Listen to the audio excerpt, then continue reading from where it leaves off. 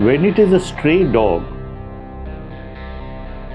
there is nobody who is accountable for it. Correct. And if animal lovers really like it, and they should come together and make these animal shelters and push BMC to give them space for animal shelters. Like a lot of societies don't allow pet owners to take their pets into the lift. Now at least there is a set of guidelines for the housing society to fall back upon. You cannot wriggle away by saying I'll give you compensation or your money back. Right. You have to give me what you're promised to give. How easy do you all think this is going to be? Welcome back to another episode of the News Roundup with Prop News Time. Here we sit down with industry experts and discuss the latest events in real estate in India and across the globe.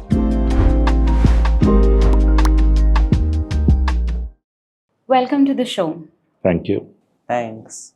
So today I want to talk about the BMC's new rules regarding pets. This is of course in Mumbai. So they have introduced a bunch of new guidelines. Some include registration, mandatory registration of your pets, a creation of a dedicated space to feed stray animals within housing societies, mandatory vaccination and care, sterilization. So let's start with, how easy do you all think this is going to be to implement in housing complexes? See, the genesis of this whole guidelines has been there have been frequent altercations between residents of a building and the pet owners. Yes. So let's assume there are basically, if you bucket into what are the issues which come up with having pets in a apartment building. First and foremost is every resident in that building usually might not be an animal lover. Right. Okay? Yes. So you will always have three categories. The animal lovers, then the extreme animal haters, which there can be a few. Yes. And in the center were the people who are ambivalent about it. They're okay. Right. So the question comes, how do all of them get along when you have somebody who is a pet owner taking his pet Yes. in a lift or using the staircase Yes. or using the garden or walking around on the joggers track or walking track of a building? That was the one bucket. Mm-hmm. Then the second bucket, which started in a place like Mumbai and even in other cities, and this is the question of what do you do with strays? See, because animal lovers, when they see strays outside the building also, they start trying to provide for them. You know, Right. either some sort of food generally or some shelter, especially during harsh climatic conditions or monsoonal weather. So you try to bring the dog or the cat in. Right. So it's not their pet, Mm-hmm. but you're bringing them in. Yes. Okay. So the other residents feel very cut up about it. Yes. You understand. The third element which comes with all this, which most people don't talk about, is the absolute hygiene and the cleaning part of it. Correct. You know, because there I find even sometimes animal lovers, betraying that trust. You know, they Yes. don't usually clean up or something and they will just walk away. Right. So I think BMC, with all the representations and all the cases that are going around, you can file a police case for animal atrocities or anything. They have very wisely come up with a set of guidelines. Whether it can be easily implemented or not, now at least there's a set of guidelines for the housing society to fall back upon, rather Fair. than become too creative on their own, Fair. which some housing societies were trying to do. Yes.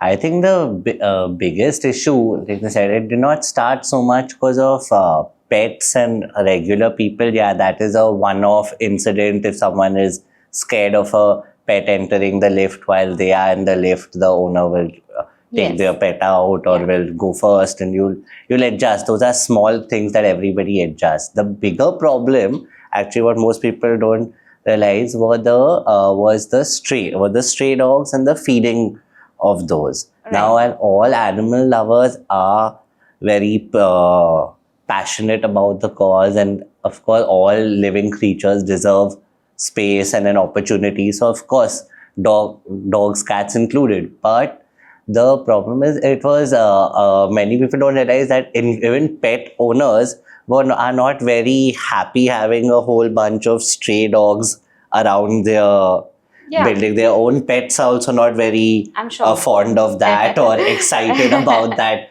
prospect. So the fact is that BMC is not as well as most people end up looking at both problems as the same thing. Right. But the two are completely different. While one can be sorted out by simple guidelines, point A, when it comes to just pets and how to take better care of them, how to make sure that they follow certain societal guidelines and stuff as well, that is something that is a lot more manageable and implementable as well.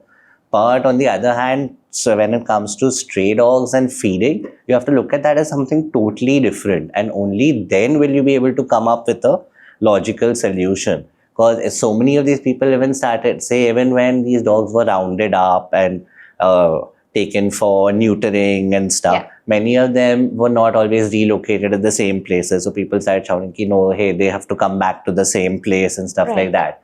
But the fact is, you've not given that dog a place to come back to. No, the road outside your house is not a place for an animal. No, the road is not a place for anyone to be staying at.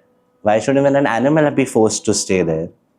If you want to actually address the issue, we will have to create places where one can keep them, take them, where the strays can be kept, where the animal population and stray dog and cat population in the city can be brought under some sort of control. Right. Only then does it make sense. Because like I said, the two are completely different. The pet rules are for basically for better safety norms, to able to figure out, okay, when you're getting your dog to a public space, there should be some rules and regulations, whether it's a garden or promenade, a beach, stuff like that. Those are completely different. And then again, on the other hand, like I said, but till you address the stray dog problem, one will not sort out the other. Even if all the pets are on leashes, if you go on the beach and there are that 10 stray dogs that come after you, it doesn't matter what BMC laws have been implemented or not, no one's going to save you then, right? No, so you have to address both problems differently and come up with different solutions. I agree with you, Abhay, but there I think what you're trying to hint at is what's coming out very clearly from what he is saying is when it is a stray dog, there is nobody who is accountable for him. Correct, yeah. When it is a pet, there is somebody who is accountable. So when BMC has introduced a license, then it becomes even more clear who is accountable. Right. Okay? Because if he has to have a dog, then he is the owner of the dog and the dog's name and his name. And if the dog does something, whether it's outside or inside, he's held accountable, responsible for it. But what happens with stray What happens dogs? with strays? Yeah. You see, that is what BMC doesn't address very clearly because they're saying you should take care of them. But basically, strays are meant to be picked up and taken to an animal shelter. Exactly. Taking care of them on the road is not actually taking care of them. Animal lovers really like it, and they should come together and make these animal shelters and push BMC to give them space for animal shelters. Right. You understand? Because it is needed. It is needed because I don't think you should leave them on the street. And even though they are saying that, yes, you should neuter them, but you can still feed them in a designated spot at a designated time, I think you're just going to keep on adding to the problem. Okay. Right. Because we are trying to cater to animal lovers and activists, which is a good thing because they are people with empathy. They want, but they should then direct their energy and their resources towards pushing BMC for more animal shelters in that area. Well, I think somewhere it's trying to address the issues like a lot of societies don't allow pet owners to take their pets into the lift. Yes. Or, a lot of pet owners don't believe that a leash should be put on the dog. Correct. No, that is why it's excellent because now everybody can refer to the guidelines as far as say, pets hey, are this concerned. is the law. We are just enforcing the law. So if you want to bring your dog down, you have to make sure they are on a leash. As far as strays are concerned, a permanent, temporarily you might feed them. I'm not saying you shouldn't feed them or treat an injured animal. But the permanent solution will always lie in getting animal shelters. Right. You understand? This can be a temporary solution at best. Correct. Exactly. The next question I want to talk to you about is one of the Supreme Court's recent rulings where it directed a builder to refund the purchase amount of a buyer because the project got delayed, possession got delayed. However, the buyer was trying to get the builder to pay for the home loan interest, for other costs incurred. Supreme Court has said no, that's not his problem. Now, a lot of home buyers that get stuck in these stalled projects, they talk about the emotional and mental distress that they go through. It's not just monetary. It's not just a monetary loss. Who should be held accountable? See, in this case, while one might feel ki, oh, the obvious blame lies with the builder who's not delivered on his promises, the fact is a buyer also, you're not just buying a house, you're buying into a dream, right? Now it Yes. is your job then, if you're buying into a dream and you're putting in so much time, effort, money, like you said, mental, emotional, physical anguish into it, then it should also be on you to at least try to secure your dream, right? Yeah. You don't just want to leave it to chance or fate. So in this case, I feel people need to start doing a little bit more beforehand than always after, So before you even get into the agreement, that's when you should first talk to a lawyer. That's when you should first consult a RERA lawyer. Right. Not after an issue has arisen. Yes, after you have no choice but to. But if you start doing that before, then the chances are you will be a little better prepared. And if there are no laws to address this issue, like you said, Supreme Court has passed this judgment, you will then be aware of the risk you're taking. Right. Then you know how much of your savings or money is actually at risk with this house.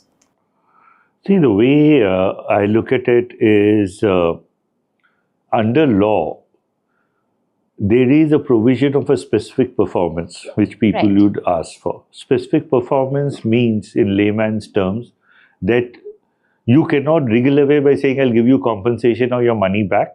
Right. You have to give me what you're promised to give me. Right. Okay. But sometimes it's not feasible, and the buyer says, I also want an option. I might not want specific performance. I want my money back, at least for Christ's sake, with a reasonable rate of interest, which is what the Supreme Court has ruled Yes. at. Now, how the buyer has put in more money, that he has come from London 10 times to see the flat, or whether he has borrowed from his uncle at an exorbitant rate of interest to pay the installments, that will naturally not come into play because they're subjective. Right. The objectivity is lost. Yeah. So the ruling is good because it gives a guideline that you can get your money back. You Yes. need not be scared. Correct. But in reality, what happens is, more than mental and emotional anguish and more than chasing a dream, for most people, it is the greed. I have booked a flat at 10,000 rupees a square foot. Yes. Now he has delayed it, but the price has gone up to 15,000 rupees a square foot. Okay. So now, if he's telling me, you please take your 10,000 with interest and go off, I'm not willing to do it because I'm saying, why the hell should I? It should be 15,000. Right. Which is what Supreme Court says, no, you won't get 15,000. You won't get a notional 18,000, even if you prove you spent 18,000. You will get only what you've put in. See, with the interest. cost of missed opportunity is not really one that's covered, whether it's under legal or insurance, Okay. So one way of ruling that sort of a thing out, as Abhay has put it, is you do your due diligence. It's called the DD. Right. So when institutional investors, big investors put serious money into any project or lend to any project, they do the DD, which is extensive. Sometimes our DDs generally go up to 3 months also. Sometimes to actually go through all the legal records, technical approvals, standing of the builder, the credibility of the borrower, everything is taken into account. Right. So just like a bank lender, before giving a mortgage loan, looks at your CIBIL score because that Correct. gives that idea of your credibility. Yes. Similarly, you also have to do some DD or a builder's rating to figure out where does he really figure. And that's why branded developers, listed developers sometimes command a premium Right. over the other non-organized builder next to. Correct. Because he says, look, you can trust me to deliver on time as promised. Correct. So you do your DD, that is one. You have to accept that you will get your money back. You might not get appreciation or you might not get other charges. So for a start, I think it's a pretty good thing because what else do you do? What else can you? Because asking for specific performance also might not suit everyone, na? Yes. Because he might say, "We chodo, give my money back. I'll go and buy I'd somewhere rather else." get something than just sit and keep waiting for you to be So done with this. there is no real complete saying that this is the best solution. I think it's as good a solution as it gets. That's a wrap for this week's episode. Thank you so much for tuning in. Do share your thoughts and feedback in the comment section below. For regular notifications, hit the bell icon. Don't forget to like, share, and subscribe. Follow us on our social media handles. Till next time, thank you so much for tuning in.